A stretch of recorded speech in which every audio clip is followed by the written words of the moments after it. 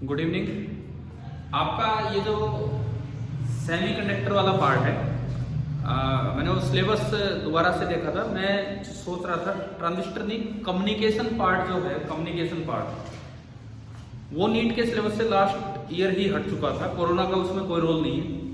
और board exam के syllabus से कम्युनिकेशन प्लस ट्रांजिस्टर, ये दोनों पार्ट्स कोरोना का कोई प्रभाव नहीं है, पहले ही हटा दिए गए थे। और इसीलिए इस साल एनसीईआरटी से भी ये रिमूव कर दिए गए।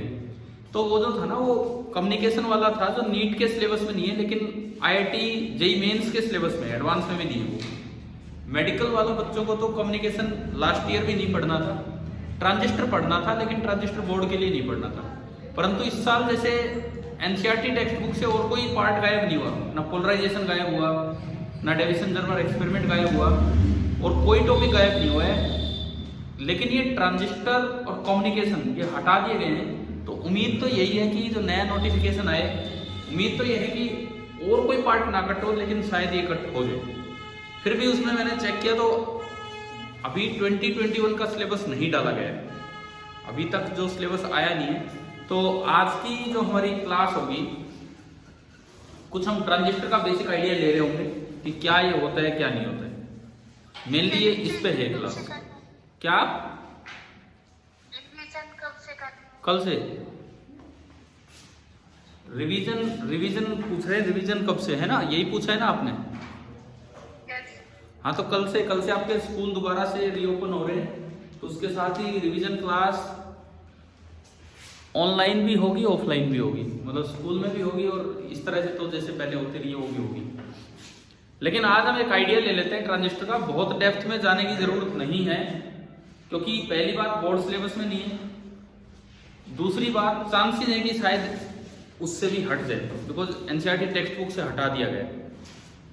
और अगर लास्ट तक बचा रहता है तो देखा जाएगा एंड में। ठीक है, देखते हैं हम ट्रांजिस्टर की शुरुआत करते हैं आज की क्लास में। हमें जो पढ़ना होता है ट्रांजिस्टर, दरअसल हमारे सिलेबस में जो होता है वो होता है बाइपोलर जंक्शन ट्रांजिस्टर,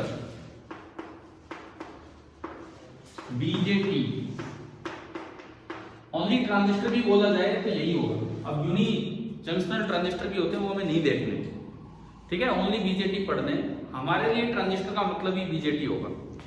ये मैं फिर से बता दूं, बोर्ड एग्जाम में ये नहीं है आज की क्लास में जो पढ़ाया जा रहा है, लेकिन आईआईटी और पीएमटी में लास्ट ईयर तक था।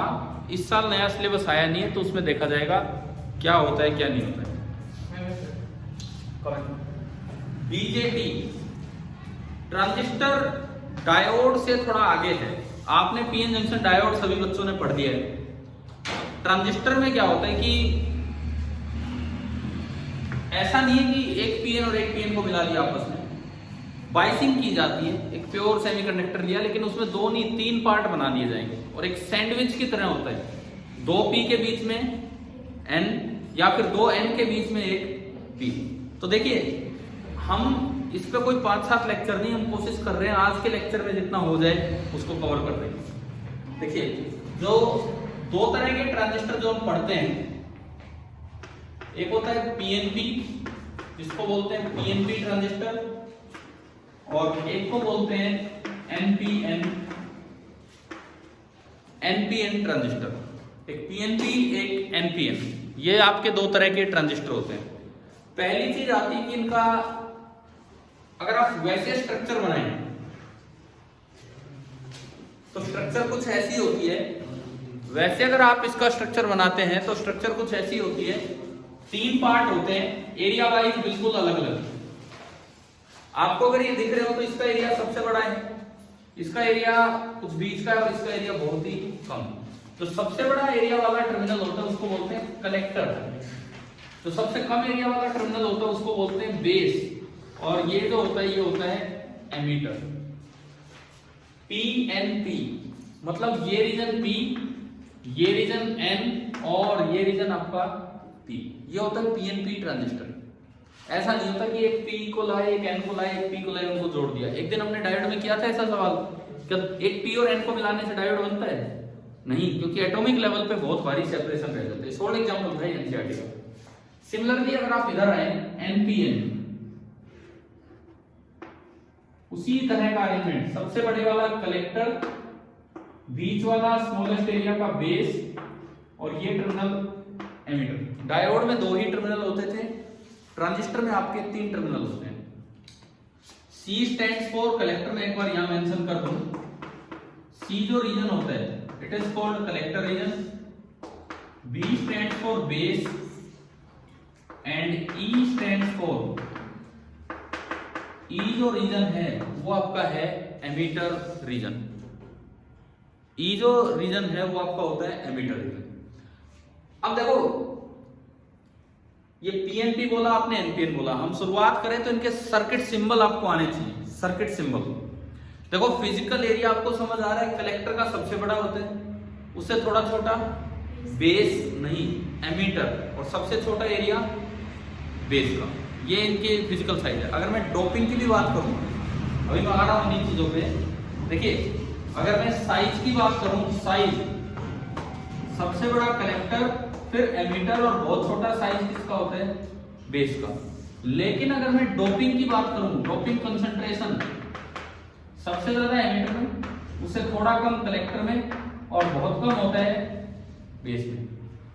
ये डोपिंग का स्ट्रक्चर होता है कि एमीटर में सबसे ज्यादा, उससे कम कलेक्टर और सबसे कम बेस। अब आते हैं सर्किट सिंबल बनाने की तरफ। वैसे हमें तो खैर अच्छा नहीं लगा ये चैप्टर का ये पार्ट क्यों हटा दिया गया था लास्ट ईयर, क्योंकि ये ना एक्सपेरिमेंटल वे में भी बहुत अच्छा पार्ट है। आप लैब में चलते हो, फिजिक्स लैब में, तो वहां पे बड़े अच्छे से टॉपिक्स एक्सपेरिमेंट के तरीके से समझ आते हैं कि भाई ट्रांजिस्टर होता क्या है और उनके सर्किट कैसे काम करते हैं। हमारा तो मन अब भी करता है कि हट गया उस लेवल से, एक बार इनके एक्सपेरिमेंट तो करवा ही दिए जाए, आपको देखा जाएगा वो तो जब भी स्कूल में आएंगे। देखो इसका सर्किट सिंबल ये होता है, ये एक सर्कल आपने बनाया, इसमें भी एक सर्कल आपने बनाया, 3 स्ट्रेट लाइंस लगानी है, 3 स्ट्रेट लाइन, एक यूं, एक यूं, एक यूं, और आप इस सर्कल को घुमा सकते हो। घुमाने का मतलब ये लाइन यूं ले सकते हो, एक यूं ले सकते हो, और एक यूं। इसमें भी 3 स्ट्रेट लाइन आपने बना दी। मैं अभी इसके अकॉर्डिंग बना रहा हूं, इसके अकॉर्डिंग। हमेशा बीच वाली लाइन होती है बेस, तो देखो इसमें बेस नीचे दिखा रखा हमने इधर, इसीलिए मैंने ये वाली लाइन कहां बनाई है, नीचे बनाई है। ये जो लाइन है दिस रिप्रेजेंट्स द बेस, ये जो लाइन है ये बेस को रिप्रेजेंट करती है, ठीक है, ये आपकी बेस लाइन है। अब बची 2 लाइन, उनमें एक कलेक्टर होगा और एक एमीटर होगा। यहां भी एक कलेक्टर होगा और एक एमीटर होगा। चलो गुंजन, आपने पढ़ लिया साइड ट्रांजिस्टर, तो बताओ एक बार कैसे डिसाइड करते हैं कौन सा कलेक्टर है कौन सा एमीटर? ना उस साइड वाला कुछ नहीं होता है, उस साइड वाला कुछ नहीं होता है, केवल और केवल एक पे एरो लगा होगा और एक पे एरो नहीं लगा होगा। उस साइड इस साइड का कोई फर्क नहीं है। सर्किट सिंबल में पूछ रहा हूँ, सर्किट सिंबल, एक पे एरो लगा होगा, एक पे एरो नहीं लगा होगा। एमीटर में लगा, एमीटर में एरो लगा होगा। एमीटर पे एक एरो लगा होता है, कलेक्टर पे एरो नहीं लगा होता है। फिर ये कैसे डिसाइड करते हैं कि पीएनपी है या फिर एक साइड मतलब एरो की जो डायरेक्शन होती है, एरो की जो डायरेक्शन होती है बेस से एमीटर नहीं, वो होती है P to N। एरो की डायरेक्शन हमेशा होती है P to N। जैसे इसमें देखो एमीटर इधर है तो मैं एरो इस पे लगाऊंगा, कैसे लगाऊंगा वो सुनिए, P to N। P to N मतलब बेस की तरफ एरो। अब देखो आपको केवल ये सर्किट सिंबल दिखाया गया, केवल ये सर्किट सिंबल, एरो जिस पे लगा है वो तो कौन सा होगा, एमीटर, बीच वाला हमेशा बेस, और तीसरा क्या बचेगा, कलेक्टर। वो ना E लिखेगा, ना B लिखेगा, ना C लिखेगा। दूसरी बात, एरो बताएगा ये PNP है कि NPN। Arrow always from P to N, arrow is always from P to N। तो ये P to N, तो तीसरा क्या बचा, P, तो PNP उस पे आओ। इधर एमीटर है तो एरो इस पे दिखाएंगे, लेकिन एरो की डायरेक्शन होती है P to N। अब देखो P तो ये है और N ये है, तो एरो कैसे आए, अवे फ्रॉम बेस, यूं, ठीक है। अब केवल इतना सिंबल दे दिया आपको, वो क्लियर कर रहे हैं कि भाई एरो वाली साइड एमीटर है, दूसरी साइड कलेक्टर है, बेस है। और एक और इंपॉर्टेंट बात, एरो की डायरेक्शन होती है P to N, तो ये P ये N, तो वो भी क्या बचा, N, तो वो आपका NPN हो गया और ये PNP। ये बेसिक स्ट्रक्चर है ट्रांजिस्टर की। दो तरह के जो ट्रांजिस्टर है, फिजिकल साइज और डोपिंग का मैंने आपको यहाँ बताया, और सर्किट सिंबल ये है। अब बना लो ये, उसके बाद हम आगे बढ़ते हैं। और खाली ट्रांजिस्टर भी हमारे लिए तो बीजेटी होगा, केवल बाइपोलर जंक्शन ट्रांजिस्टर ही होगा।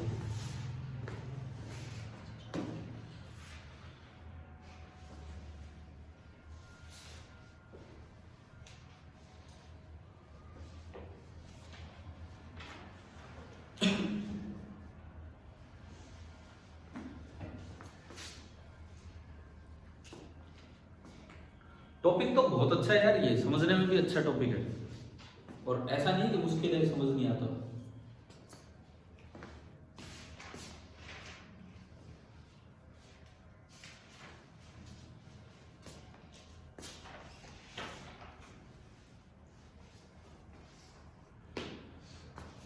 अब इसमें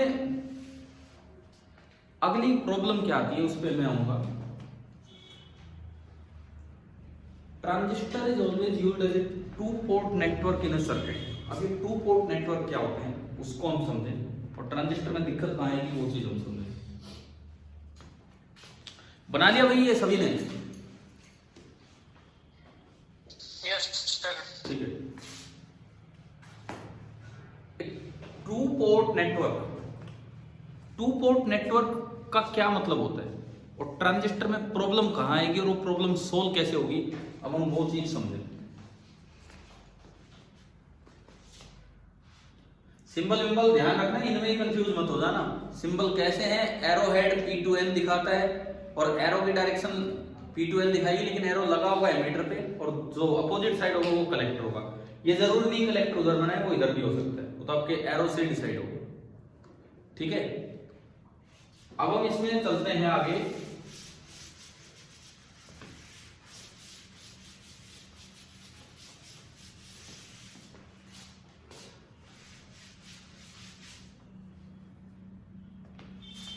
देखिए, एक टू पोर्ट नेटवर्क का मतलब क्या होता है।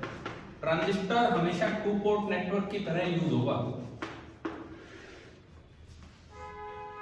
टू पोर्ट नेटवर्क का मतलब है कि कोई भी डिवाइस है, कोई भी डिवाइस है, ये टू पोर्ट का मतलब है कि दो टर्मिनल तो इधर होने चाहिए, this is called input port, and दो टर्मिनल इधर होने चाहिए, this is called output port, PORT। इधर अलग बैटरी वगैरह का कनेक्शन होगा और इधर का करंट इधर घूमेगा, दिस इज I इनपुट। यहां जो आप वोल्टेज दे रहे हो, दिस इज V इनपुट। उधर का करंट उधर घूम रहा होगा, कैसे भी, वो अपना अलग सर्किट होगा। इधर की वोल्टेज होगी V आउटपुट, एंड ये जो करंट आ रहा है दिस इज I आउटपुट। मतलब अक्सर दिमाग में एक डायग्राम होता है कि इधर से इनपुट दिया और उधर से आउटपुट। हम जो अक्सर डिवाइसेस दिखाते हैं, इधर से इनपुट डाला और उधर से आउटपुट। एक जनरेटर होता है, जनरेटर इधर से इनपुट के रूप में हम दिखाते हैं मैकेनिकल एनर्जी, उधर इलेक्ट्रिकल। ठीक है, लेकिन इसमें अलग है, ये अपना अलग करंट घूम रहा है, वो अपना अलग करंट घूम रहा है। तो ये एक टू पोर्ट नेटवर्क है। तो टू पोर्ट नेटवर्क में कितने टर्मिनल्स की जरूरत पड़ी बताओ? 4, लेकिन ट्रांजिस्टर में है कितने? अभी पढ़ के आए हम, कितने हैं? 3। तो 3 के 4 कैसे करें? 3 के 4 कैसे करें? एक ही तरीका है कि एक टर्मिनल को कॉमन कर दो, इनपुट में भी और आउटपुट में भी। तो इस हिसाब से 3 कॉन्फ़िगरेशंस बनती हैं। ट्रांजिस्टर की 3 कॉन्फ़िगरेशंस बनती हैं। सुनिए कौन सी 3 कॉन्फ़िगरेशंस। ट्रांजिस्टर की 3 कॉन्फ़िगरेशंस बनती हैं। एक होती है CB कॉन्फ़िगरेशन, ये मैं यहां लिख रहा हूं। ये जो पहला C है, it stands for common,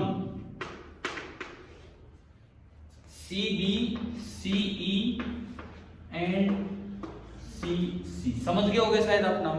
common base, common ammeter and common collector. आप यूं देखो, थोड़ा इंटरेस्ट लेके पढ़ना इसे, बिकॉज कई बार यूं लगता है यार ये बोर्ड सिलेबस में तो है नहीं, तो छोड़ो। आपकी पूरी 12th फिजिक्स का सबसे अच्छा टॉपिक ट्रांजिस्टर है, क्योंकि इलेक्ट्रॉनिक्स सबसे नई चीज है जो आप पढ़ रहे हो। पीछे पुरानी चीजें आती रहती हैं, और उसमें भी ट्रांजिस्टर लास्ट चीज है जो एडवांस लेवल पे आप पढ़ रहे हो, जो आखिरी लेवल जो होता है हमारा। सीबी बड़ा आसान काम है। सीबी मतलब देखो, बेस को नीचे बनाओ, एमीटर इधर, कलेक्टर इधर, 3 टर्मिनल ये बने। सीबी मतलब बेस को क्या कर दो आप, कॉमन। तो बेस को इनपुट में भी दो और बेस को आउटपुट में भी दो, बस ये है सिंपल, और कुछ नहीं। अब इनपुट साइड तो हो गए emitter and base, and output side हो गए कलेक्टर एंड बेस। ये आपका बन गया इनपुट पोर्ट और ये आपका बन गया आउटपुट पोर्ट। ये आपकी पहली अरेंजमेंट है जिसको हम बोल रहे हैं common base configuration, CB configuration. शायद समझ आई गया होगा। सर्किट वर्किट कैसे बनते हैं वो बाद की बात है। अब मैं आता हूं सीई, कॉमन एमीटर कॉन्फ़िगरेशन पे। इसमें किसको कॉमन करना है, एमीटर को। तो आप क्या करो, बेस इधर लो, कलेक्टर इधर लो, विदाउट एरो जो है, और एक विद एरो। एरो थी कैसी लगाओ यार, उससे क्या फर्क पड़ रहा है। एरो लग गया तो एमीटर थी वो पीएनपी बन जाए चाहे वो एनपीएन। एरो उल्टा पुल्टा होने से तो पीएनपी और एनपीएन में फर्क आएगा। ये लो जी, ये बेस इधर, कलेक्टर इधर, और जो एमीटर है उसको इनपुट में भी डाल दीजिए और आउटपुट में भी। अब ये तो इनपुट पोर्ट हो गया और ये आपका हो गया आउटपुट पोर्ट। ये आपका होता है कॉमन एमीटर कॉन्फ़िगरेशन। और सिमिलरली कॉमन कलेक्टर,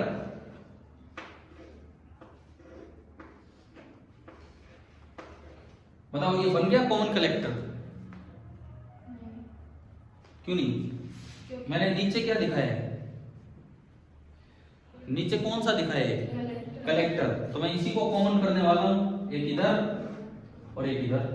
बेस को आप दिखाएंगे इनपुट में, बेस कलेक्टर, और ये इधर हो गया एमीटर कलेक्टर, ये इनपुट पोर्ट। भाई ये एरो लगाना मत भूल जाना, एरो की डायरेक्शन मायने नहीं रख रही, क्योंकि मुझे पीएनपी एनपीएन वो तो मैं फर्क देख नहीं रहा हूं अभी।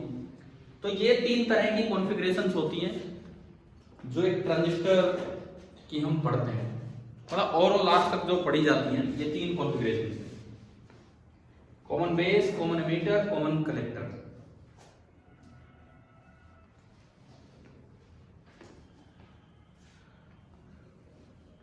क्यों जरूरत पड़ी एक टर्मिनल को कॉमन करने की, वो बात समझ आ गई। क्योंकि ट्रांजिस्टर 2 पोर्ट नेटवर्क में यूज होता है।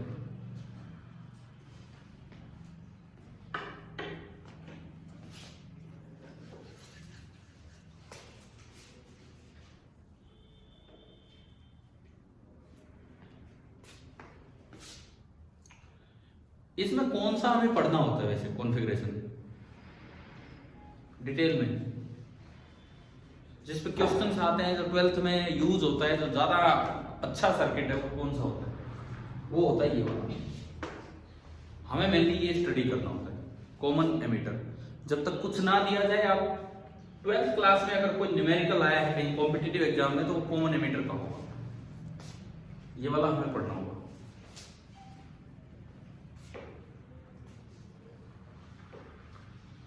अब देखो, सर्किट लगाने हैं, सर्किट बनाना है, तो हमारे लिए तो 2 डायोड हो गए।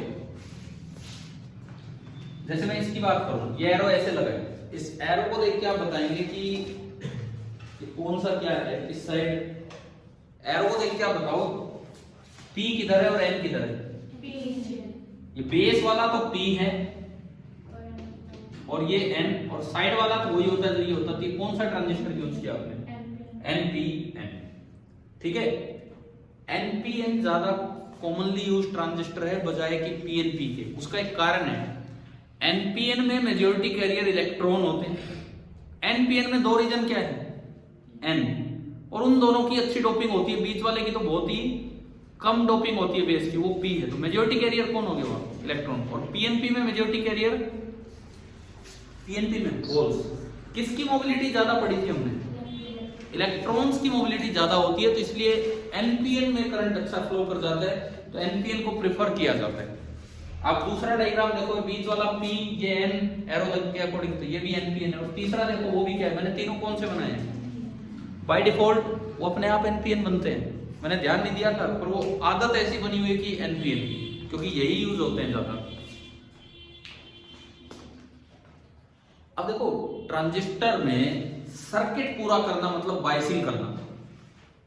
अब ये भी एक डायोड है, ये पीएन हो गया, या उधर भी एक पीएन जंक्शन डायोड है। एक डायोड की या तो फॉरवर्ड बायसिंग हो सकती है या रिवर्स। भाई एक बार ये बता दो कुछ नोट हुआ है कि नहीं, या रुकू में? हाँ जी, नोट कर लिया क्या आप लोग? हो गए हैं, ठीक है। तो सुनो, एक डायोड की दो तरह की बायसिंग होती है, या तो फॉरवर्ड बायसिंग या रिवर्स। तो इसके केवल और केवल 4 कॉम्बिनेशन बन रहे हैं, चाहे इसको लो, चाहे इसको लो, चाहे इसको लो।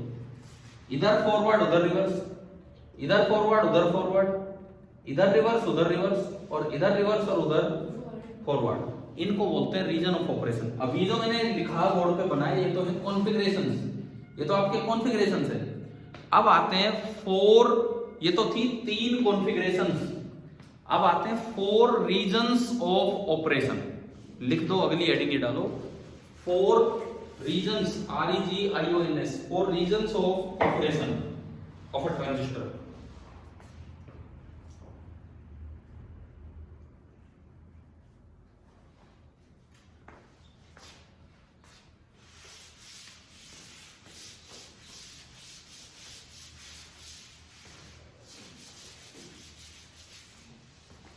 देखिए 4 रीजन ऑफ ऑपरेशन अभी मैंने आपको समझाया कि किस तरह से आप कर सकते हैं। 2 जंक्शन है, एक जंक्शन तो है एमीटर बेस,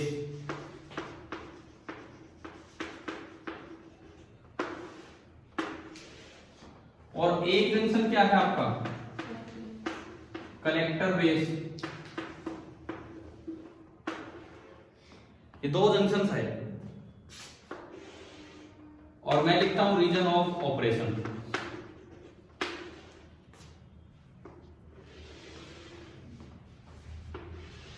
चार ही कॉम्बिनेशंस बनेंगे, वही हम देख रहे हैं।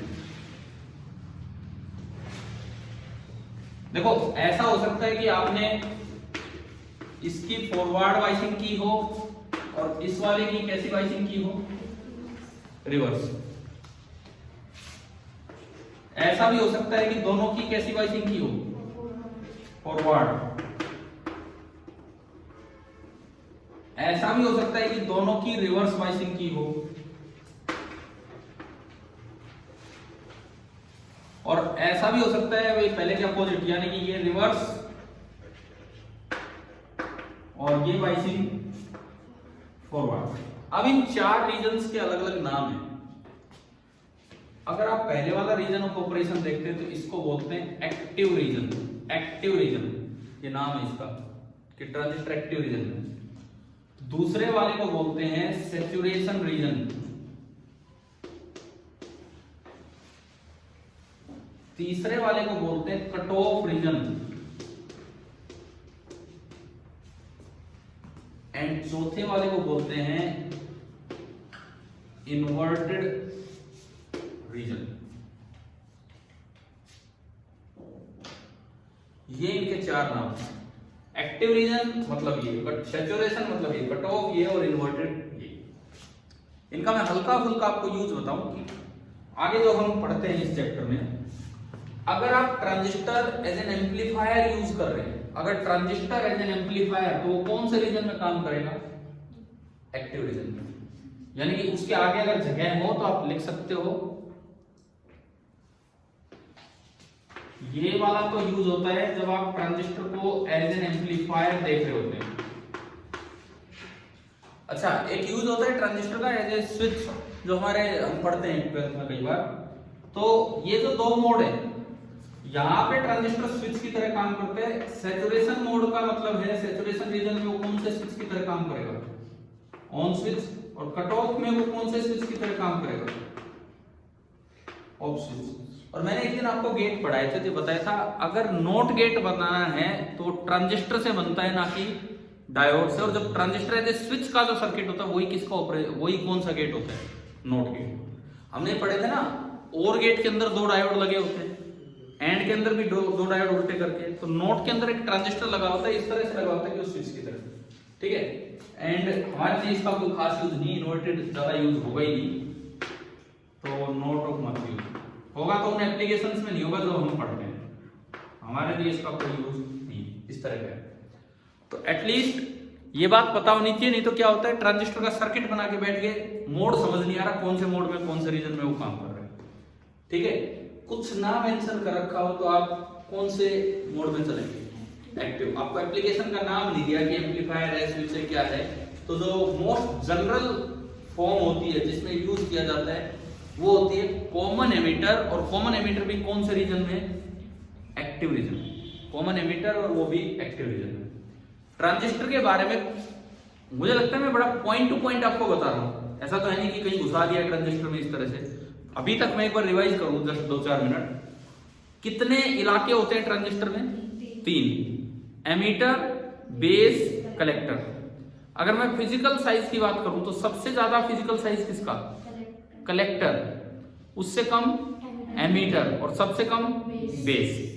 अगर मैं डोपिंग की बात करूं तो सबसे ज्यादा डोपिंग एमीटर, उससे कम कलेक्टर और सबसे कम बेस रीजन। बेस हमेशा बीच वाला रीजन होता है। ठीक है, फिर हम आए कि ट्रांजिस्टर एक 2 पोर्ट नेटवर्क में काम करता है। 2 पोर्ट नेटवर्क का अगर आपको सर्किट बनाना है तो उसमें 3 से काम नहीं चलता। कितने टर्मिनल्स हैं? 4। ट्रांजिस्टर के पास है 3, तो हमने एक को कॉमन किया, बेस को कॉमन किया तो CB configuration, common base. Emitter को कॉमन किया तो सीई, यहाँ सी फॉर कलेक्टर नहीं है, सी फॉर कॉमन है। एंड तीसरा था सीसी, सीसी हमारे काम नहीं आएगा 12th में तो बिल्कुल भी नहीं। ठीक है, कॉमन बेस पे बाई चांस थोड़ा बहुत कहीं आ जाए, सीसी तक तो बिल्कुल नहीं पहुंचते, कॉमन कलेक्टर तक तो। उसके बाद हम आए कि इसके जो ट्रांजिस्टर का जो आप सर्किट बनाओगे तो उसमें तो बाइसिंग ही करनी पड़ती है। अब वो तो एक तरह से 2 डायोड हो गए, एक पीएन जंक्शन इधर और एक पीएन जंक्शन उधर। तो ऐसे में आप किस तरह से बाइसिंग कर सकते हैं, या तो फॉरवर्ड या रिवर्स। तो 4 कॉम्बिनेशन इनके बने जो मैंने अभी बोर्ड पे दिए, और उनके नाम दे दिए active mode, saturation mode, cut off mode and inverted. ठीक है, अब पहचान पाओगे कि वो कौन से मोड में काम कर रहे हैं ट्रांजिस्टर। लो मैं एक डायग्राम बना के देता हूं, आप बताएंगे कि कौन से मोड में है। लिख लिया ना, ये बना लिया भी सभी ने?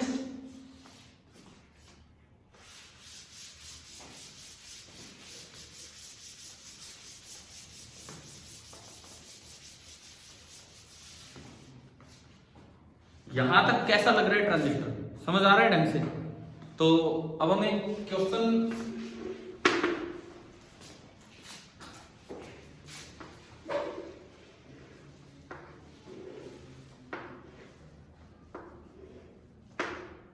कौन सा ट्रांजिस्टर है? एरो लगा होता है P to N, और ये N तो ऊपर वाला भी N, तो कौन सा ट्रांजिस्टर है? NPN।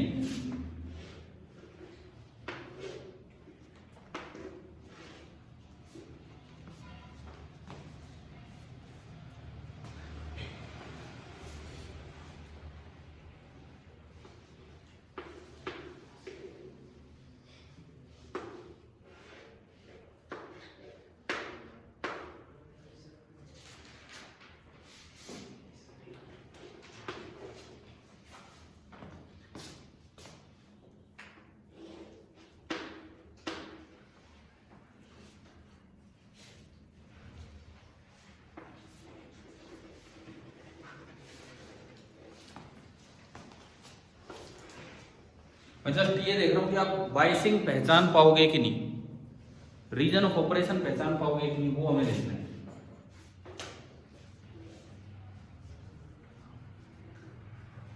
अगर किसी को कंफ्यूजन लगे, मैं लिख देता हूं, कभी आप पता लगे इनसे ही कंफ्यूज हो गए।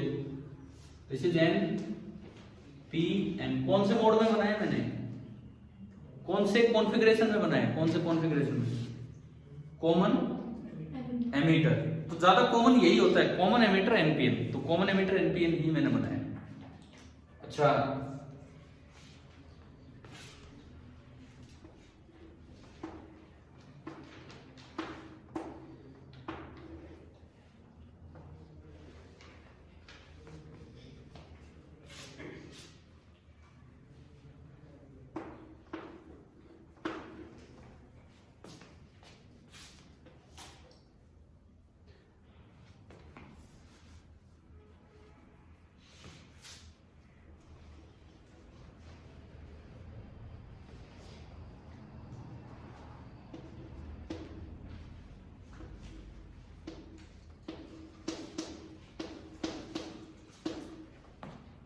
आपको ये बताना है, आइडेंटिफाई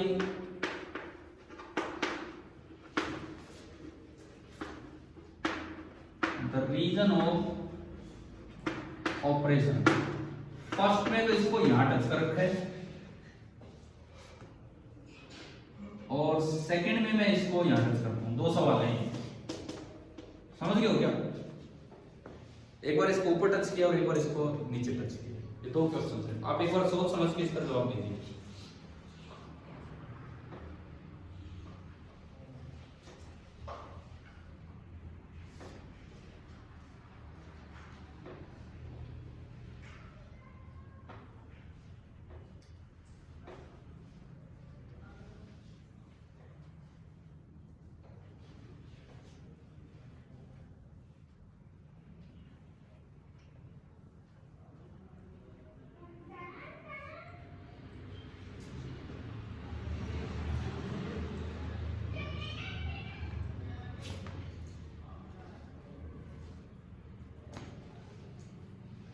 एक तो ये बताओ कौन से या दोनों में एक्टिव? एक मिनट देखो, इधर देखो। सबसे पहले मैं इनके टर्मिनल्स के नाम दूं। ये बीच वाला टर्मिनल कौन सा होता है? बेस। ये तो फिक्स है बेस। ये एरो लगा है तो एमीटर, और ये कलेक्टर। हाँ जी भाई, कोई कंफ्यूजन इसमें किसी को एरोज या इन सबको देख के टर्मिनल डालने में? ठीक है। अब देखो बाइसिंग कैसे देखते हैं। इधर तो बड़ा आसानी से समझ आ रहा है, बड़ा आसानी से यार, सीधी दिख रही है बैटरी का पॉजिटिव बी पे है। देखो दो ही जंक्शन है, दो ही जंक्शन है। ये कौन सा जंक्शन है? Base emitter junction. मैं इसको अक्सर ईबी जंक्शन बोल रहा था। तो ईबी जंक्शन पे आपको बड़ा आसानी से दिख रहा है, पी तो हाई पोटेंशियल पे है और एन लो पे, बैटरी से दिख ही रहा है। और अगर मैं टर्मिनल ये अर्थिंग दिखाई इसलिए है कि ये तो जीरो पे है, ये जीरो पे है, तो ये तो बैटरी 5 वोल्ट पे होगी इधर, तो यानी कि ये 5 पे, तो P तो 5 पे और N 0 पे, तो P हाई पे और N लो पे। तो ईबी जंक्शन की तो कैसी बाइसिंग होगी? Forward biasing. दूसरी साइड बताओ, जो बैटरी लगी है कौन सा जंक्शन है? पहले तो ये बताओ उधर क्या उधर NN जंक्शन है क्या? दूसरी साइड में NN जंक्शन है क्या? कई बार क्या होता है, बच्चा सोचता है यार ये क्या हो गया, ये तो कबाड़ा हो गया। कबाड़ा इसलिए हो गया कि यहां से उसे समझ में नहीं आता कौन सा जंक्शन है। ये नहीं है जंक्शन, कोई जंक्शन कहां है? ये है second junction, base collector junction. Base collector junction है, ये है। अच्छा, आपको इसकी बाइसिंग देखनी है जो डायरेक्टली वहां से नजर नहीं आती है, क्योंकि उसमें देखोगे तो ना यूं लगता है ऊपर वाला एन तो पॉजिटिव से है और नीचे वाला एन नेगेटिव से, तो बच्चा रट के ही चला जाता है, भाई उधर तो कनेक्शन ऐसा कर दो। पता नहीं कौन सा मोड है, रीजन के नाम ही नहीं सुने होते तो वैसे ही नहीं पता होता। अब देखो ध्यान से देखो, ऊपर पॉजिटिव है नीचे नेगेटिव है, लेकिन बैटरी 15 वोल्ट की है, ये 0 पे, तो यानी कि ये कितने वोल्ट पे? तो मैंने वही 0 से 15 यहाँ कुछ डिस्ट्रीब्यूट करके दिखा दी। ये 0 पे 3, 6, 9, ठीक है, 3 के गैप में इस तरह से। अब देखो ये रियोस्टेट है ना, रियोस्टेट समझते होंगे आप। अगर मैं इसको थोड़ा नीचे ले आया, ये तो फिक्स है इधर वाला, ये तो फिक्स है कितने वोल्ट पे? P। ये एन तो उतने पे होगा जितने पे आप पहुंचा रहे हो यहां से। अगर आप इसको ऊपर रखते हो, 6 पे है और ऊपर कहीं भी रखो, 6 पे मैंने दिखाया, 6 पे रखा अगर, ये पहले वाला केस, तो P 5 पे है और N 6 पे है। P तो लो पे है और N हाई पे, तो दूसरे जंक्शन की कैसी बाइसिंग होगी? रिवर्स। यानी कि इस BC जंक्शन की रिवर्स हुई, और इसकी तो फिक्स है, कैसी है? फॉरवर्ड। पहला फॉरवर्ड और उधर वाला रिवर्स, ये कौन सा मोड होता है? Active region, active mode. यानी कि जो फर्स्ट का आंसर आएगा, फर्स्ट का तो आंसर क्या आएगा? एक्टिव रीजन, एक्टिव रीजन, ठीक है। अब मैं चलूं दूसरे पे। दूसरे केस में आपने इसको नीचे, थोड़ा नीचे ले आए, तो ये कितने पे हो गया? 3 पे, मतलब मैं 5 से कम पे लाना चाह रहा था, 3 पे। ये 3 वोल्ट यहाँ आया, तो अगली बार ये जो N है ये 3 पे। अब P से कंपेयर करना है, P तो 5 पे और N 3 पे, तो P हाई पे और N लो पे, तो ये कौन सी बाइसिंग है? फॉरवर्ड, इधर भी फॉरवर्ड होगी और इधर भी फॉरवर्ड, दोनों फॉरवर्ड, तो सेकंड वाले का आंसर क्या आएगा? सैचुरेशन। अब बताओ कि आपको ट्रांजिस्टर सर्किट देख के रीजन ऑफ ऑपरेशन समझ आ गया कि नहीं, कैसे छांटना होता है? भाई अगर किसी भी बच्चे को दिक्कत है तो बिकॉज यही तो सर्किट होते हैं इस चैप्टर में, यूं ही नहीं पता होता रीजन ऑफ ऑपरेशन क्या है तो कैसे इसको पढ़ोगे? क्या सभी को क्लियर है क्या ये यहां तक? Yes sir. ठीक है, कौन किसने जवाब दिया? विजय आप बोल रहे हो? Yes sir. ठीक है, चलो ये जैसे भी करके आप अपना सॉल्यूशन बना लो और दोनों का याद खाली आंसर लिख के चलो कि क्या है। अगर कॉमन बेस में क्वेश्चन आया होता तो मुश्किल नहीं था, कॉमन बेस में बड़ा आसान था ये सवाल। कॉमन बेस अगर कॉन्फ़िगरेशन हो ना बड़ा आसान था। कारण क्या है? कॉमन बेस में बीच वाला नीचे रहता है। मान लो एनपीएन है तो बीच वाला कौन है? पी। उधर भी एक एन बच गया, इधर भी एक एन, तो उस साइड भी एक पीएन गए और इस साइड भी एक पीएन। अब दोनों साइड पीएन पीएन आ गए तो आपको तो अलग से बैटरी दिखनी है, उसमें तो ऊपर और नीचे करो कोई फर्क ही नहीं पड़ता उससे। जैसे मैं एक बार थोड़ा सा चेंज करके इसमें दिखाता हूं। अब बनाना मत दोबारा, बस मैं इसी में दिखा देता हूं आपको क्या है। सपोज ये बेस है, इस तरह का कुछ अरेंजमेंट आ गया, ये अरेंजमेंट आ गया, कहां गया ये है। अब बैटरी लगा दो, ये फिक्स है। बताओ ये एरो ऐसे है तो ये कौन सा है? P2N, P2N, यानी कि NPN ही तो होगा ये। मैं हर बार एक ही बना रहा हूं, आप देखो तो NPN, ठीक है ना। N किस पे लगा रखा है? हाई पे, और P लो पे। तो ये कैसा मोड हो गया? इधर कैसा वाइसिंग है? रिवर्स। ठीक है, रिवर्स है। उधर कोई फर्क नहीं पड़ता चाहे आप ऊपर रखो चाहे नीचे रखो, एक जैसी वाइसिंग होनी है इस बार। क्यों? कारण क्या है सुनिए, ये N है और ये P तो कितने पे है? 0 पे।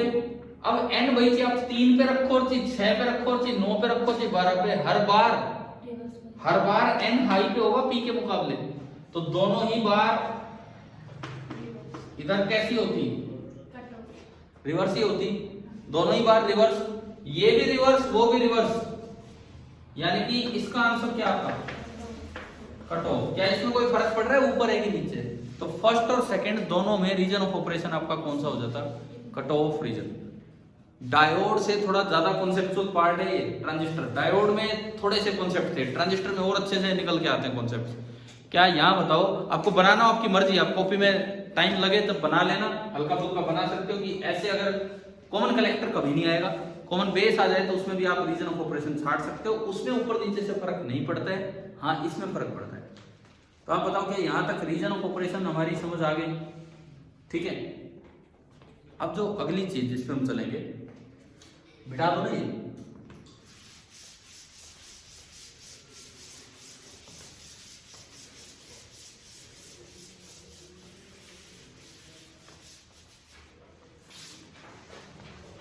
बच्चे क्या करते हैं, इलेक्ट्रॉनिक्स एंड कम्युनिकेशन इंजीनियरिंग कर जाते हैं, इंजीनियर बन जाते हैं, लेकिन अगर इन बेसिक चीजों को नहीं सीख के गए ना, 4 साल दिक्कत बनी रहती है। वो सर्किट रट के चलते रहते हैं, 4 साल सर्किट रट के चलते रहते हैं आगे आगे, और यही रीजन ऑफ ऑपरेशन ही नहीं छाट पाते हैं कि भाई क्या है क्या नहीं। वो खासकर ये कॉमन एमीटर में, एनएन वाले में दिक्कत है। इतना मुश्किल तो है नहीं है, अगर आप एक बार ढंग से पढ़ो तो शायद आसानी से समझ आ ही जाते हैं कि क्या है क्या नहीं, ठीक है। अब देखो इसमें कैरेक्टरिस्टिक्स की तरफ हम चले तो next VI characteristics of transistor, VI characteristics of CE transistor, common emitter transistor, इसकी तरफ हम चले।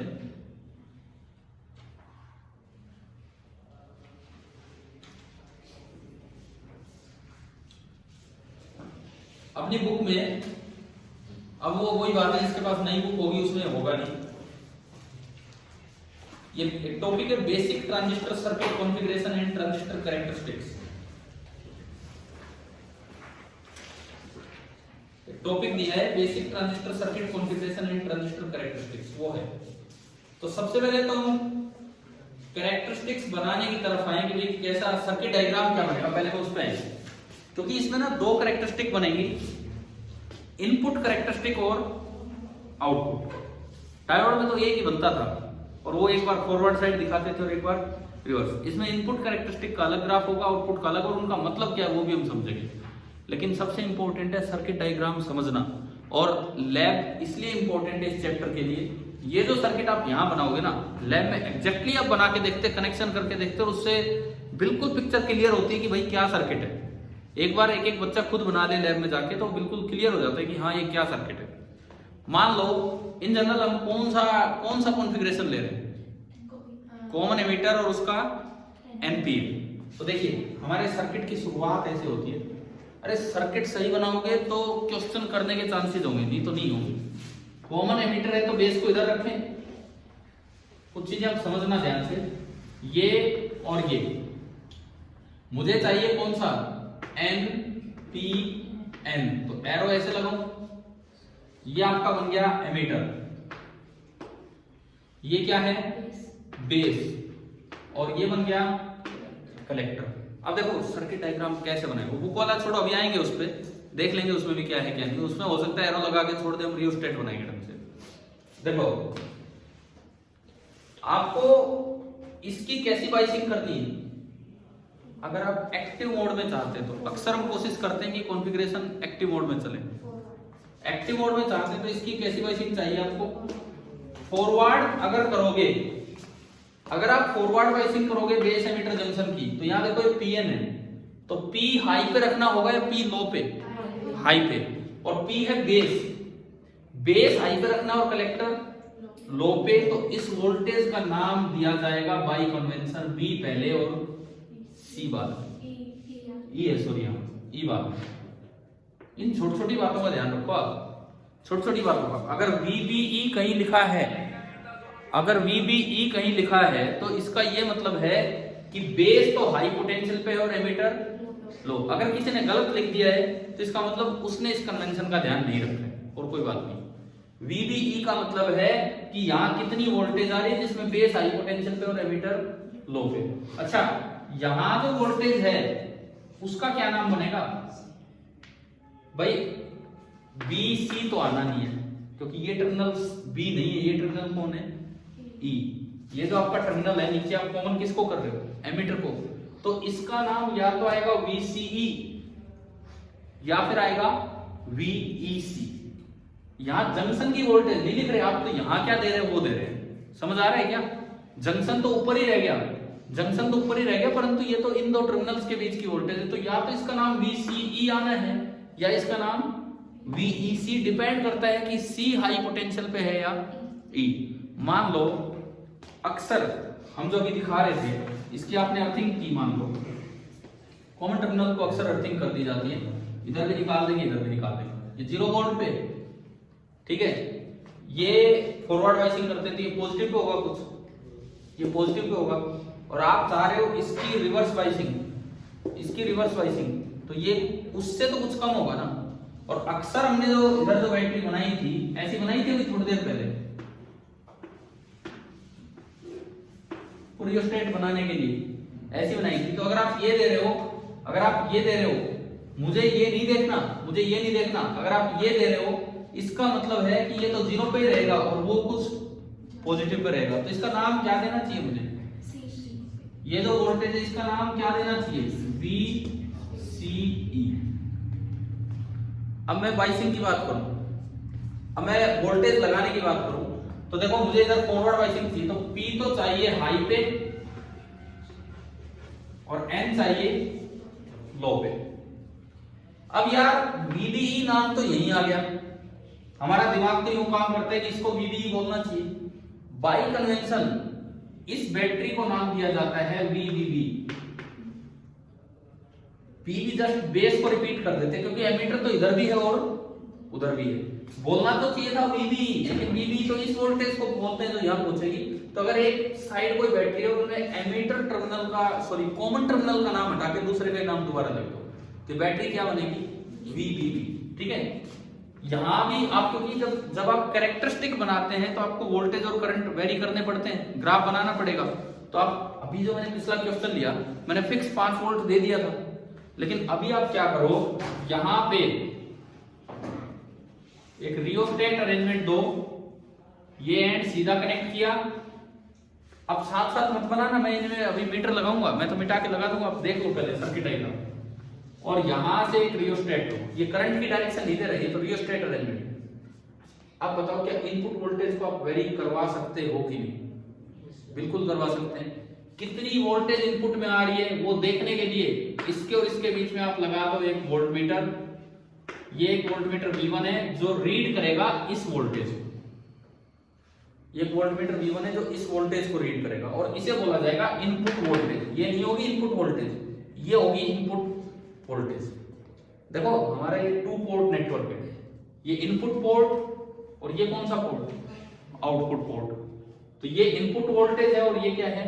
Output voltage. ठीक है, अब देखिए करंट पे आप आओ, करंट की डायरेक्शन सुनो।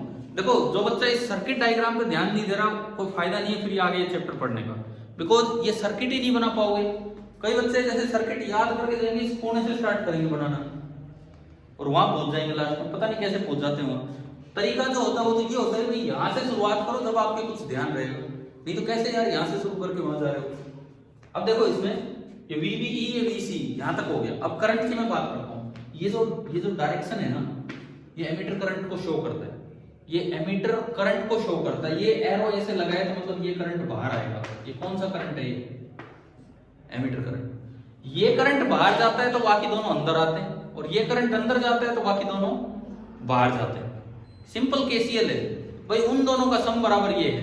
तो अगर ये बाहर गया तो बाकी दोनों अंदर आएंगे, तो ये IB अंदर आएगा और ये IC। और एक बड़ा आसान सी KVL इक्वेशन बन रही है, KCL equation, Kirchhoff current law, कि IB plus IC is equal to IE। अब अगर दूसरा ट्रांजिस्टर होता, PNP होता, तो ये करंट क्यों बनता? तो बाकी दोनों बाहर हो जाते, ये हो जाता। ठीक है, इनको मेजर करने के लिए लगाए जाएंगे मीटर। अब देखो 1 मीटर मैंने यहां लगा दिया, इसको मेजर, ये तो आइडियल है तो बटेगा नहीं, वोल्टमीटर में कोई करंट नहीं जाएगा, आइडियल वोल्टमीटर इनफाइनाइट रेजिस्टेंस का होता है। अच्छा, अब मुझे डिसाइड करना होता है कि मिली एमीटर लगाऊं कि माइक्रो एमीटर। तो एक बात आप याद रखो, जो एमीटर करंट और कलेक्टर करंट होते हैं वो दोनों तो मिली एम्पियर के होते हैं। बेस क्योंकि बहुत ही थिन डोपिंग होती है, पतला भी होता है और डोपिंग भी बहुत कम होती है, इसलिए उसका करंट भी थोड़ा सा होता है, और वो माइक्रो एम्पियर के रीजन का होता है। ठीक है, आपने अगर डायोड पढ़ा था तो उसमें यूं बताया गया था, फॉरवर्ड बायस डायोड है तो मिली एम्पियर और रिवर्स बायस डायोड है तो माइक्रो। वो बिल्कुल यहां मत लगा देना, वो करते हैं बच्चे तो सोचते हैं इधर तो मिली एम्पियर और उधर माइक्रो, क्योंकि उनके दिमाग में होता है एक्टिव रीजन में इधर तो फॉरवर्ड बायसिंग और उधर रिवर्स। ऐसा बिल्कुल नहीं सोचना है, आपको ये देखना है कि आप कौन से करंट को मेजर कर रहे हो। अगर आप एमीटर या कलेक्टर करंट को मेजर कर रहे हो तो मिली एमीटर लगाएंगे, और अगर आप बेस करंट को मेजर कर रहे हो तो माइक्रो एमीटर। तो फिलहाल बताओ यहाँ इनपुट साइड कौन सा? ये बेस करंट है, बेस करंट, बेस घूम रहा है इसमें, तो ये कौन सा होगा? Micro ammeter. अब कोई सोचे यार फॉरवर्ड बायसिंग में माइक्रो कैसे है? तो बिल्कुल भाई, क्योंकि आपको बेस करंट मेजर करने के लिए वो थोड़ा सा होता है। ठीक है, और ये यूं जाके और इस IE का कुछ हिस्सा इधर निकल आएगा, कितना हिस्सा इधर आ जाएगा? Base current. मैंने अभी 2 पोर्ट नेटवर्क बनाया था, इधर वाला करंट इधर घूमता रहेगा और उधर वाला करंट उधर, बीच में कॉमन लाइन है तो एक बार जुड़ के फिर सेपरेट हो जाएंगे। चलो उधर का सर्किट पूरा करते हैं, उधर का देखते हैं। आपने क्या किया, यहां पे ये एक रजिस्टर लिया, ये एक रजिस्टर लिया, वो रियोस्टेट अरेंजमेंट आपने दी। यहां तो वोल्टेज का नाम क्या, इस बैटरी का नाम VCC, बिल्कुल सही, क्योंकि जो कॉमन है उसका नाम नहीं देना है, तो इस बैटरी का नाम क्या बनेगा? VCC। ठीक है, एक सिंपल कनेक्शन आपने लिया, ये यहां जोड़ दिया और ये यहां से नहीं। ज्यादा नीचे चले गए तो आप कौन से रीजन ऑफ ऑपरेशन में पहुंच जाएंगे? सैचुरेशन। और ऊपर रहेंगे तो एक्टिव। ये सवाल मैंने पहले ही करवा दिया आपको, ठीक है, ये सवाल हमने पहले ही बता दिया। ठीक है, उसके बाद देखो, उसके बाद मीटर्स लगाते हैं। यहां वाली वोल्टेज को मेजर करने के लिए यहां एक V2 लगाया, देखो ये टर्मिनल है और ये है सीधा, तो V2 तो क्या रीड करेगा? VC। आप एक घटिया का डायग्राम बनाना चाहो, यहाँ भी लटका सकते हो एक वोल्ट मीटर, यहाँ भी लटका सकते हो एक वोल्ट मीटर, वो भी सही है डायग्राम, पर यार ऐसे बनाते नहीं है, समझ गए हो ना, क्योंकि ये टर्मिनल और ये टर्मिनल सेम है, तो मैंने इसको थोड़ा प्रॉपर बना दिया। अब आते हैं मीटर करंट मेजर करने के लिए, उसको मेजर करने के लिए चाहे यहां लगाओ और चाहे आप यहां लगाओ, देखो इससे कोई फर्क नहीं पड़ रहा, मैं चाहूं तो यहां भी लगा सकता हूं। कारण क्या है, ये आइडियल वोल्टमीटर है और आइडियल वोल्टमीटर की रेजिस्टेंस इनफाइनाइट होती है, तो कोई फर्क नहीं। अब बताओ ये कौन सा IC, और IC के लिए कौन सा मिलिए। अक्सर यहाँ पे अगर बच्चे ने नहीं पढ़ा है तो गलत लगा जाता है, वो सोचता है इनपुट साइड तो forward bias, output side reverse, तो यहाँ तो मिली लगा देता है, उधर माइक्रो। ये डायोड नहीं है, ये ट्रांजिस्टर है, ठीक है, ये डायोड नहीं है, ट्रांजिस्टर है। तो हमें ये ध्यान रखना चाहिए इसके साथ कि जो IE होता है वो थोड़ा सा बड़ा होता है IC से, और ये तो मिली एम्पियर के रीजन के होते हैं, और ये बहुत बड़े होते हैं IB से, और जो किस रीजन का होता है, माइक्रो एम्पियर के रीजन ये होते हैं। अब पहली बात, क्या सर्किट डायग्राम समझ आया? देखो इसमें चार चीजें मैं अगर लिखूं, V इनपुट, V इनपुट कौन सी है बताओ इस पूरे सर्किट में, VBE, V input is VBE, I input IB।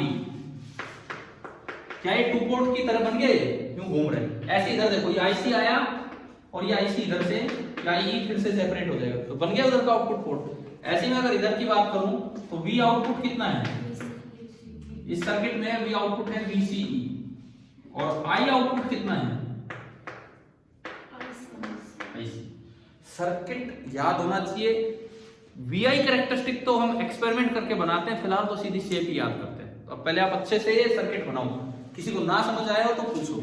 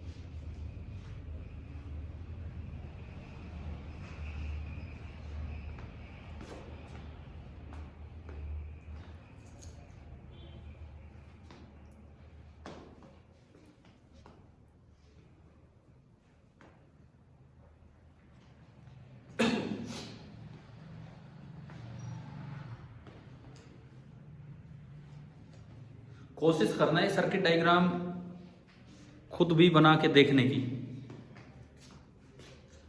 आप अगर नोट भी कर रहे हो तो बीच से स्टार्ट किए ना ये, ठीक है।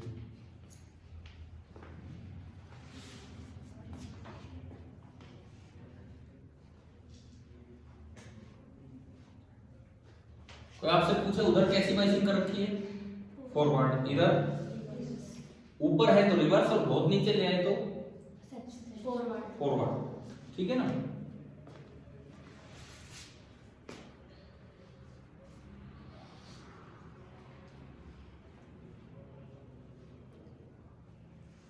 कई बच्चे यही गलती करते हैं, इसमें हमेशा रिवर्स बताएंगे, नीचे कर दो जब भी रिवर्स। बोले भाई क्यों? बोल जी N पॉजिटिव से जोड़ रखा है। N पॉजिटिव से क्या होता है, आपको दूसरे P का तो नहीं पता कहां है वो।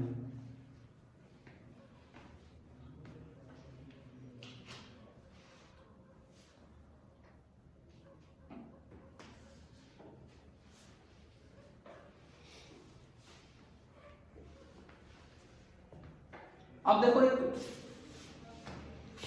भाई कैसा लग रहा है, समझ आ रहा है ना ट्रांजिस्टर ढंग से, ठीक है।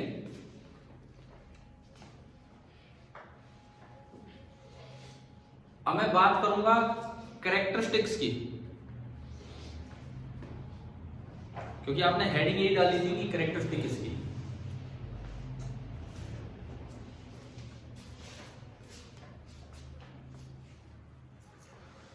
दो तरह की कैरेक्टरिस्टिक्स होती हैं, एक इनपुट कैरेक्टरिस्टिक और एक आउटपुट। अच्छा, बुक में एक बार एनसीईआरटी टेक्स्ट बुक में, जिसके पास नई बुक नहीं है पुरानी बुक है, सर्किट डायग्राम एक बार बुक में नजर डालो कि आपको वो समझ आ रहा है क्या।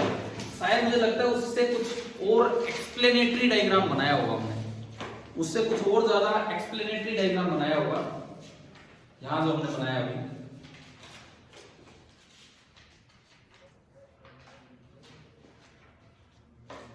ऐसा ही कुछ डायग्राम है ना, उन्होंने रियोस्टेट अलग से ना देके बाकी सब यही है। बुक में देखा है किसी बच्चे ने जिसके पास पुरानी किताब? क्या कह रहे हो?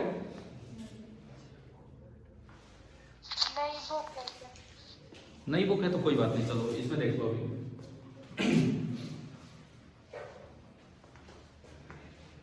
अब मैं कैरेक्टरिस्टिक्स पे आता हूं। कैरेक्टरिस्टिक्स तो दो तरह की कैरेक्टरिस्टिक्स होती हैं, एक को बोलते हैं इनपुट कैरेक्टरिस्टिक और एक को आउटपुट। बड़ा आसान है यार। इनपुट कैरेक्टरिस्टिक का मतलब किन के बीच का ग्राफ, इनके बीच का ग्राफ, और आउटपुट कैरेक्टरिस्टिक मतलब इनके बीच का ग्राफ। लेकिन एक चीज का बड़ा ध्यान देना होता है, जो एक्सपेरिमेंट करते हैं तो बड़े अच्छे से समझ भी आता है वहां पे, कि जब आप इनपुट कैरेक्टरिस्टिक प्लॉट करते हैं, सुन रहे हो ना ध्यान से, जब आप इनपुट कैरेक्टरिस्टिक प्लॉट करते हैं तो आउटपुट वोल्टेज को क्या रखते हैं, कांस्टेंट। और जब आप आउटपुट कैरेक्टरिस्टिक प्लॉट करते हैं तो इनपुट किसको, input,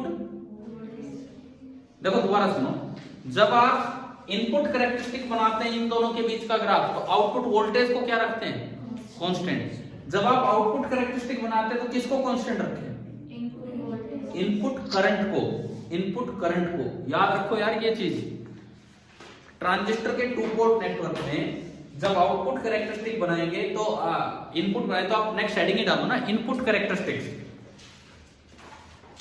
input characteristics.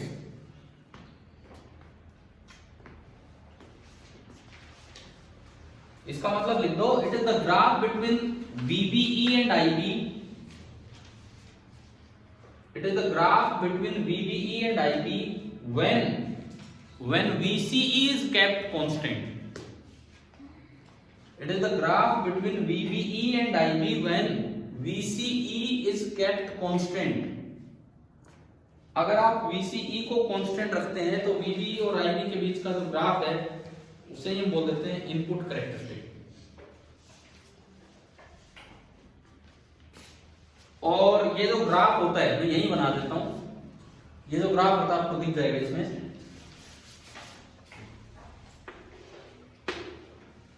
VBE change करने से, मैंने जब डायोड के ग्राफ बनवाए तो आपको अलग से साइन कन्वेंशन बताए थे कि कब फर्स्ट क्वाड्रेंट में गया, कब सेकंड में, थर्ड, फोर्थ। कौन सा ग्राफ अलग बना था जो फोर्थ में गया? सोलर सेल का बनाया था हमने, सोलर सेल का ग्राफ अलग गया था और उसका रीजन भी आपको समझ आ गया होगा कि क्यों वो फोर्थ में गया था। ठीक है, नीट पेपर में एक बार मैंने कहा वो सवाल आ चुका है, सोलर सेल का ग्राफ और वो फोर्थ क्वाड्रेंट में इस तरह से था वही। ठीक है, अब देखो इसमें ये ग्राफ बिल्कुल सिंपल होता है, जैसा कि एक फॉरवर्ड बायस डायोड का होता है ना, वैसा ये ग्राफ होता है। पहले कुछ देर ऐसा, जैसा एक फॉरवर्ड बायस डायोड का होता है, ये सिंपल ग्राफ है इसका। यह बना लीजिए VBI,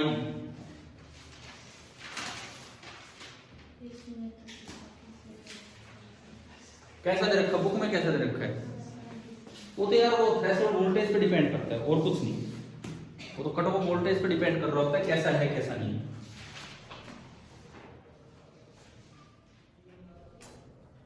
इसमें एक और बात याद रखना, आपको VC कांस्टेंट रखना है, लिखवाया मैंने अभी, लिखवाया ना VC कांस्टेंट रखना है। पता नहीं बुक में बना है कि नहीं, मुझे याद नहीं है। सपोज आपने VCE कांस्टेंट करके 1 वोल्ट लिया तो ये ग्राफ ऐसा है। अब अगर मैं VCE की वैल्यू, बुक में एक ग्राफ दिया है यहाँ पे कि 2 ग्राफ दिए हैं, एक दिया, मैं आपको बता देता हूं। अगर आप VCE बढ़ा के और फिर ये ग्राफ प्लॉट करते हो, VCE तो कांस्टेंट रखना है, तो ये ग्राफ आगे जाएगा। मान लो आपने VC 5 वोल्ट करके और फिर ये ग्राफ बनाया, एक बार 1 वोल्ट पे और एक बार 5 वोल्ट पे, तो ये ग्राफ इस तरह से आगे जाएगा। ये आपका होता है इनपुट कैरेक्टरिस्टिक्स का ग्राफ।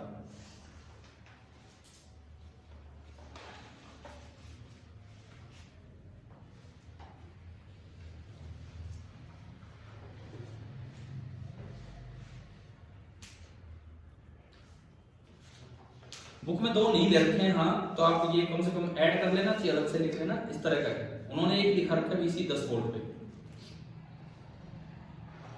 और इसके साथ एक टर्म डिफाइन होती है इनपुट रेजिस्टेंस। इनपुट रेजिस्टेंस यहीं से मैं डिफाइन कर देता हूं क्या होती है। इनपुट रेजिस्टेंस का मतलब होता है, देखो V बराबर IR, V बराबर IR, तो R बराबर V बाई I, ठीक है। यहां डायनेमिक टर्म्स डिफाइन होती हैं। हमने कभी डायोड में पढ़ा था एक स्टैटिक रेजिस्टेंस होता है और एक डायनेमिक, तो यहां डायनेमिक चेंज के साथ डिफाइन होगा, चेंज के साथ। V बराबर IR, तो R बराबर V by I। Input voltage कौन है, तो ऊपर तो लिखेंगे डेल्टा VB। इनपुट करंट कौन है, नीचे लिखेंगे डेल्टा IB। लेकिन कंडीशन है, क्या चीज आपने कांस्टेंट रखी है, VCE। चीजें ग्राफ बनाओ तो डेल्टा VCE कितना लेना है, कांस्टेंट ही 0। डेल्टा VC 0 लेंगे, मतलब VC क्या रखना आपको, कांस्टेंट। छोटा लिखा है मैंने, नहीं भी दिख रहा तो मैं बोल दिया है क्या है। R इनपुट होगा delta VB upon delta IB with delta VC equal to 0, या इसको लिख सकते हैं VC बराबर कांस्टेंट, या खाली VC भी नीचे मेंशन कर दो तो वो भी कहता है कि ये क्या है, कांस्टेंट। बुक में क्या एक टर्म दी हुई है इनपुट रेजिस्टेंस, तो ओनली आप उस चीज पे जाओ जहां उसकी कोई फॉर्मूला सा लिखा हो। क्या लिखा हुआ है, delta VB upon delta IB, नीचे क्या लिखा है, ओनली VC, तो उसका मतलब होता है VC कांस्टेंट या डेल्टा VC कितना लेना है, 0। आप बताइए क्या इनपुट कैरेक्टरिस्टिक्स हमारी समझ आ गई है क्या।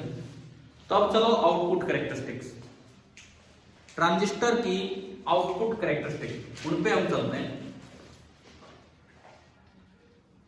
आउटपुट कैरेक्टरिस्टिक फिर से लिख दो, it is the graph between VC and IC, इधर का graph, it is the graph between VC and IC keeping, किसको कांस्टेंट रखना है, इनपुट करंट कौन था, IB, कीपिंग IB कांस्टेंट।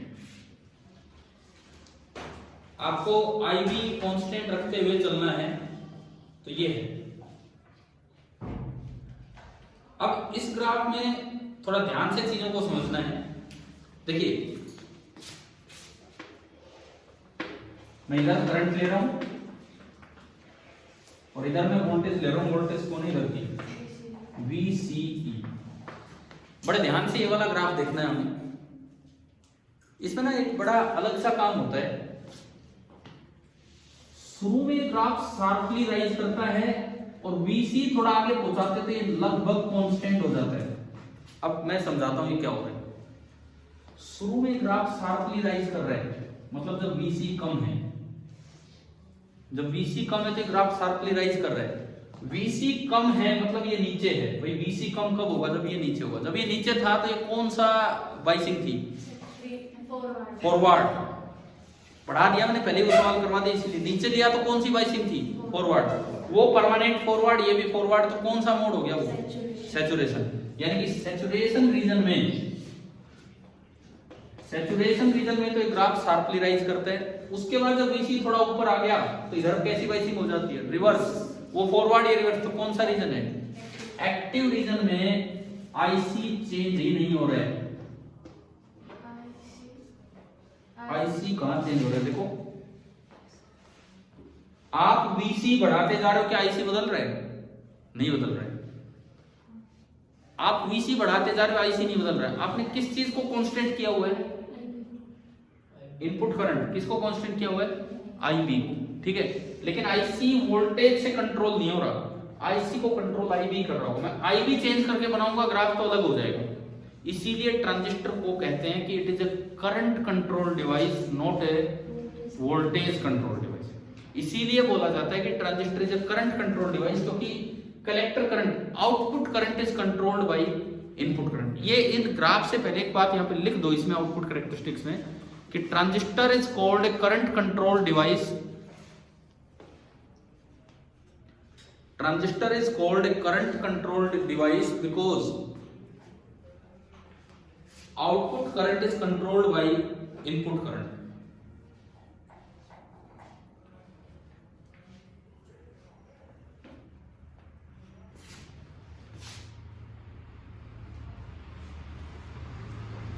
ठीक है, अब एक बार आप ये ग्राफ समझो ध्यान से, मुझे नहीं ध्यान है एनसीईआरटी में कितना दिया आप देख लेंगे, वहां पे सुनिए। मान लो मैंने आईबी लिया 40 माइक्रो एम्पियर, फिक्स करना है ना आईबी, उस पे ग्राफ ऐसा है। मैंने इसको बढ़ा के सेट किया, यहाँ भी मैंने 2 बना के दिखाए, एक बार वीसी इतने पे सेट किया, एक बार इतने पे। मैंने आईबी बढ़ा के 100 माइक्रो एम्पियर कर दिया, तो 2 बदलाव होते हैं। एक तो ग्राफ खाराइज कर जाता है ऊपर, क्या एनसीईआरटी में 1 दिया कि 2-3 दिए? 5 दिए, तो हर बार आईबी बढ़ा रखा होगा ना आईबी। तो एक चीज और समझो आप, जब आप आईबी को बढ़ा के सेट करते थे ग्राफ ऊपर भी जाएगा, लेकिन इसमें स्लोप आने लग जाती है। यहाँ ये ग्राफ कैसा है, बिल्कुल सीधा, और यहाँ उसमें स्लोप। भाई पता नहीं एनसीईआरटी में देखने में पता लगेगा आपको क्या कुछ स्लोप दिखी है क्या, ये चीज ध्यान देनी होती है। इसका मतलब क्या है कि अगर आप आईबी को थोड़ा ज्यादा पे सेट कर दें, तो कुछ वोल्टेज का भी असर होने लग जाता है किस पे, कलेक्टर करंट। थोड़ा, बहुत ज्यादा नहीं। यहाँ तो बिल्कुल ही कांस्टेंट है, यहाँ ये इस तरह से ये वही चल रहा है, ये सैचुरेशन रीजन है, और इधर ये कौन सा रीजन है, एक्टिव रीजन। अच्छा, इसमें एक और चीज आपको बताता हूं, इन केस एक और ग्राफ, एक स्पेशल ग्राफ, ये देखो ये क्या बनाया है, देखिए ये मैंने वो ग्राफ तब बनाया जब IB 0 है, और इस समय ये ग्राफ ऐसा आता है IB 0 होने के बावजूद कुछ IC फ्लो करता है। इस रीजन को बोलते हैं कट ऑफ रीजन। और ये जो करंट होता है ना IC की, इस वैल्यू को बोलते हैं ICEO। बस मैं आज की आखिरी बातें जो एक्सप्लेन कर रहा हूं, इसको हम बोलते हैं ICEO। इसका मतलब भी बताऊंगा क्या।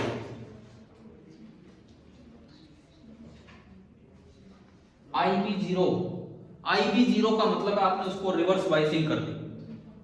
IB 0 मतलब रिवर्स बाइसिंग कर दी, और इसको आगे ले गए तो उधर भी कैसी बाइसिंग है, रिवर्स। दोनों रिवर्स में कौन सा मोड होता था, कट ऑफ मोड। तो समझ आया क्यों कट ऑफ है। IB 0 मतलब इधर रिवर्स बाइसिंग कर दी, कुछ नहीं है इधर, और उधर भी रिवर्स, तो दोनों कट ऑफ हो गए। अच्छा, इस करंट का नाम होता है CEO की फुल फॉर्म होती है collector to emitter with base open. Collector to emitter with base open. देखो अब आपने इधर की रिवर्स बाइसिंग की, IB 0 किया, तो क्या मैं बेस को ओपन मान सकता हूं? ओपन सर्किट मतलब जिसमें कोई करंट नहीं है, तो IB तो 0 हो गया, लीकेज करंट होता है, इसको लीकेज करंट भी बोल देते हैं। तो ये तो बेस ओपन हो गया, और ये करंट देखो फिर कैसे आएगा, कहां से आ रहा है, कलेक्टर से आ रहा है, कहां जा रहा है, एमिटर में जा रहा है, बस ये यूं घूमने लग रहा है। तो ये करंट कौन सा करंट है, collector to emitter with base open का ओ लगा है, तो इसको बोलते हैं ICEO। लीकेज करंट भी इसे बोल देते हैं। और ये आपका इलाका है कट ऑफ रीजन वाला इलाका। ये आपकी होगी इनपुट कैरेक्टरिस्टिक, आउटपुट कैरेक्टरिस्टिक। ऐसे ही एक टर्म डिफाइन होती है आउटपुट में भी, output resistance. Same dynamic term define होती है, चेंज इन आउटपुट वोल्टेज लिख लोगे, dynamic output resistance. Output resistance delta VC upon delta IC, लेकिन क्या चीज कांस्टेंट है, IB। तो नीचे करके लिखना डेल्टा IB बराबर 0। लिख पा रहे हो ना अपने आप। आउटपुट रेजिस्टेंस होगा delta VCE upon delta IC slash delta IB बराबर 0, या IB बराबर कांस्टेंट, या खाली IB लिख दो। आपकी बुक में क्या लिखा हुआ उसके साथ, ओनली IB। तो अब आप ये बताओ, क्या यहां तक ये चीजें समझ आ गई? ठीक है, इस पे ध्यान देना भाई, इस पे ध्यान देना। ये अगर आप IB ज्यादा सेट करोगे, ग्राफ ऊपर तो जाएगा, साथ साथ उसकी स्लोप भी बढ़ने लगती है, मतलब अब असर होने लग जाता है वोल्टेज का इस करंट पे। इसके बाद तीसरी टर्म आपकी किताब में शायद करंट गेन पे दे रखा होगा, बीटा। तो इस पे हम नेक्स्ट टाइम जब ये पढ़ेंगे तो उस पे देखेंगे। अब पहले ये बताओ, क्लास खत्म करने से पहले मैं पूछता हूं, ट्रांजिस्टर कैसा समझ आया, कितना समझ आया? क्लियर है यहाँ तक? देखो डायोड से अच्छा टॉपिक है, डायोड से तो बहुत अच्छा टॉपिक है, कितना ढंग से आपको सर्किट बनाने पड़ते हैं इसमें। तो हम एक और क्लास ले लेते हैं ट्रांजिस्टर पे, ताकि ट्रांजिस्टर वाला काम अच्छे से खत्म हो जाए। बोर्ड में नहीं है और नीट वगैरह में अब पता नहीं लास्ट तक क्या डिसाइड होता है क्या है। ठीक है, कल देखते हैं आगे। Thank you.